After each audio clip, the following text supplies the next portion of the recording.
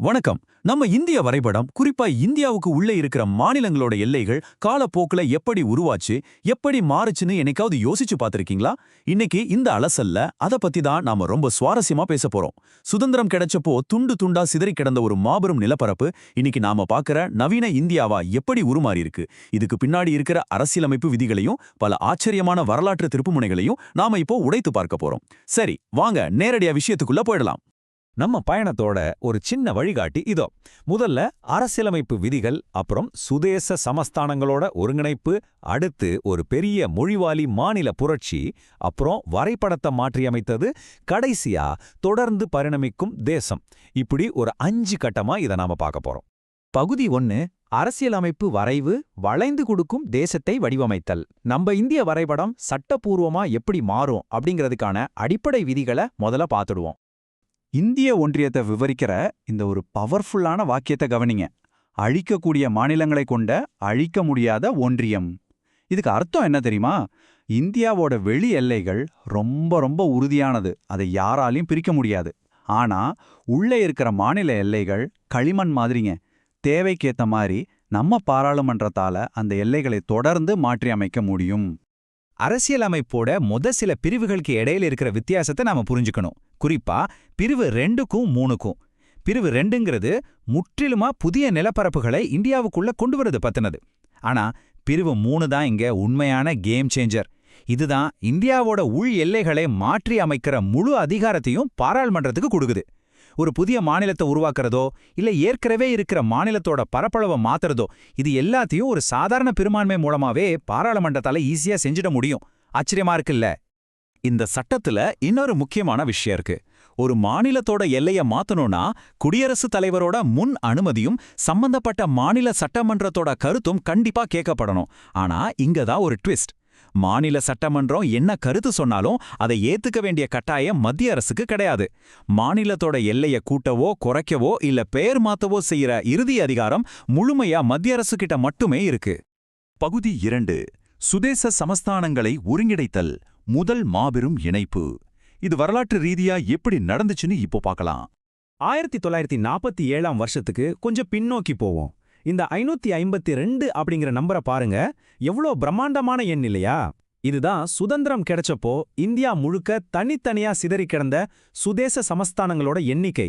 இத்தனை 100 தனித்தனி சமஸ்தானங்களை ஒரே நாடா ஒருங்கிணைக்கிறது அப்படிங்கிறது உண்மையிலே கற்பனை செஞ்சு பார்க்க முடியாத அளவுக்கு ஒரு மிகப்பெரிய நிர்வாக சவாலா இருந்துச்சு. அப்போ இந்த சமஸ்தானங்களுக்கு முன்னாடி 3 ஆப்ஷன்ஸ் இருந்துச்சு. ஒன்னு இந்தியா கூட இணையலாம், இல்ல பாகிஸ்தான் கூட இணையலாம், அதுவும் இல்லனா தனித்தே சுதந்திரமா இயங்கலாம். இதுல ஒரு நல்ல விஷயம் என்னன்னா 549 சமஸ்தானங்கள் ரொம்ப சீக்கிரமாவே இந்தியா கூட இணைய சம்மதிச்சிட்டாங்க. ஆனா ஹைதராபாத், ஜூனாகத் அப்புறம் காஷ்மீர் இந்த 3 சமஸ்தானங்கள் மட்டும் ஆரம்பத்துல இணைய மறுத்துட்டாங்க. இவங்களை இந்தியா கூட ஒருங்கிணைக்க நிறைய ராஜதந்திரங்களும் வரலாற்று நகர்வுகளும் தேவைப்பட்டுச்சு. பகுதி 3 மொழிவாரி மாநில புரட்சி, அடித்தட்டு மக்களின் கோரிக்கைகள். அரசாங்கம் மேலிருந்து செஞ்ச சட்ட ஒருங்கிணைப்பை பார்த்தோம். இப்போ மக்கள் கிட்ட இருந்து கீழிருந்து வந்த ஒரு பெரிய அழுத்தத்தை பத்தி பார்க்கலாம். ஒரே மொழி பேசுற மக்களை வச்சு மாநிலங்களை பிரிக்கணும்னு அரசாங்கத்துக்கு ஆரம்பத்துல சுத்தமா விருப்பம் இல்ல. 1948 அமைக்கப்பட்ட தார் கமிஷன் ஆகட்டும், இல்ல நேரு, பட்டேல், பட்டாபி சீதாராமையா அடங்கிய ஜேவிபி குழு ஆகட்டும், 2 பேருமே மொழிவாரி மாநில கோரிக்கையை திட்டவட்டமா நிராகரிச்சிட்டாங்க. ஆனா ரொம்ப உருக்கமான ஒரு நிகழ்வு ஒட்டுமொத்த அரசாங்கத்தோட கொள்கையை மாத்துச்சு.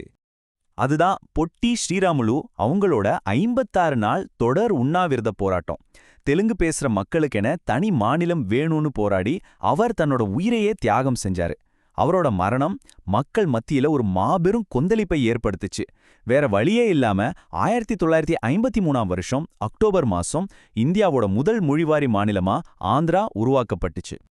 ஆந்திரா உருவான உடனே இந்தியா முழுக்க இதே மாதிரி கோரிக்கைகள் வெடிக்க ஆரம்பிச்சுது. இதை சமாளிக்க ஃபஸ்ல் அலி கமிஷன் அமைக்கப்பட்டுச்சு. அவங்க கடைசியா மொழிய மாநில பிரிவினைக்கான ஒரு அடிப்படையா ஏத்துக்கிட்டாங்க.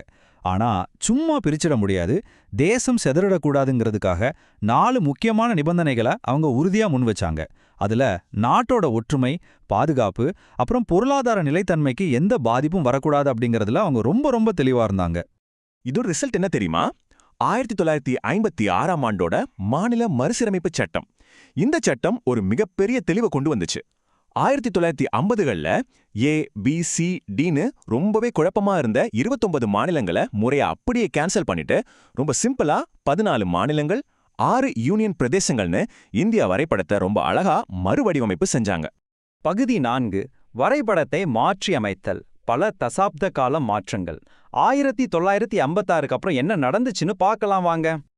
இந்த பல தசாப்தங்கள்ல பாராளுமன்றம் தன்னோட பிரிவு 3 அதிகாரத்தை பயன்படுத்தி வரைபடத்தை தொடர்ந்து மாத்திக்கிட்டே இருந்தாங்க. 1960ல பம்பாய் பிரிக்கப்பட்டு மகாராஷ்டிரா, குஜராத் உருவாச்சு.